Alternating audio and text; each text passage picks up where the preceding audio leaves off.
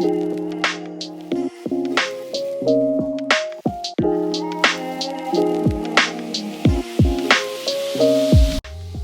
the Tool menu and select Checklist. Write the first item, click Enter and add others.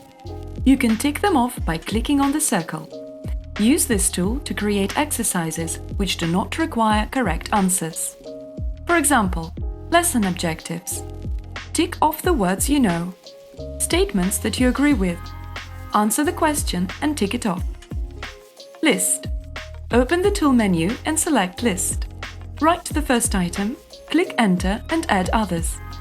Click on 3 dots on the right to change the type of the list from ordered to unordered. You can also convert regular text to list or checklist by highlighting it with a cursor and choosing them in the pop-up menu.